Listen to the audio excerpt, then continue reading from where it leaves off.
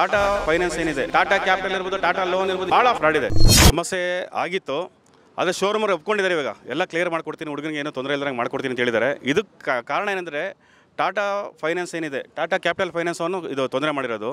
Bajaj showroom ಅವರು ಒಂದು agent ಅಷ್ಟೇ. ಏನಂದರೆ ಕಸ್ಟಮರ್ ಅವರು ಯಾರು ಬರ್ತಾರೋ ಅವ್ರಿಗೆ ಗಾಡಿ ಮಾಡಿಕೊಡೋದು ಒಂದು ಕೆಲಸ ಅವ್ರದ್ದು, ಅವ್ರ ಸೇಲ್ಸ್ ಅವ್ರದ್ದು.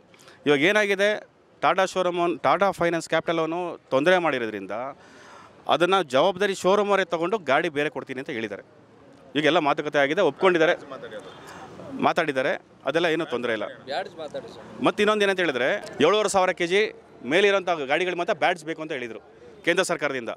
ಇವಾಗ ಏನಾಗಿದೆ ಅಂದರೆ ಈ ಟಾಟಾ ಕ್ಯಾಪಿಟಲ್ ಅವನು ಏನು ಮಾಡ್ತಾ ಇದ್ದಾನೆ, ನಾಟಕ ಮಾಡ್ತಾ ಇದ್ದಾನೆ. ಇಲ್ಲಿ 100 ಜನದ್ದು ಇನ್ಶೂರೆನ್ಸ್ ಅಮೌಂಟ್ ಕೊಟ್ಟಿದ್ದಾರೆ.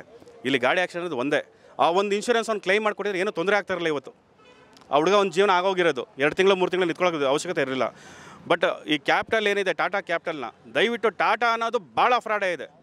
ಟಾಟಾ ಕ್ಯಾಪಿಟಲ್ ಇರ್ಬೋದು, ಟಾಟಾ ಲೋನ್ ಇರ್ಬೋದು, ಯಾವುದೋ ಒಂದು ಇದು ಫ್ರಾಡ್ ಇದೆ. ಶೋರೂಮ್ ಬಗ್ಗೆ ನಾನು ಮಾತಾಡ್ತಾ ಇಲ್ಲ. ಈ ಟಾಟಾ ಬೇರೆ ಫೈನಾನ್ಸ್ ಎಲ್ಲ ಏನು ಮಾಡ್ತಾಯಿದ್ದಾರೋ ಅದೆಲ್ಲ ತೊಂದರೆ ಇದೆ. ಇವಾಗ ಇನ್ಶೂರೆನ್ಸ್ ಏನಾಗಿದೆ ಅಂತ ಹೇಳಿದ್ರೆ, ಇವತ್ತಿನ ಮಾಹಿತಿ ಪ್ರಕಾರ ನನಗೆ ನಿನ್ನೆ RTO ಲೆಟರ್ ಬಂದಿದೆ. ಏನಂತ ಬಂದಿದೆ, ವೈಟ್ ಬೋರ್ಡ್ ಇದ್ರೇನು ಗಾಡಿ ಇನ್ಶೂರೆನ್ಸ್ ಕ್ಲೈಮ್ ಮಾಡ್ಕೋಬೋದು ಅಂತ ಬಂದಿದೆ. ಆ ಲೆಟರ್ನ ನಾನು ಮ್ಯಾನೇಜರಿಗೆ ಕಳಿಸಿದ್ದೀನಿ.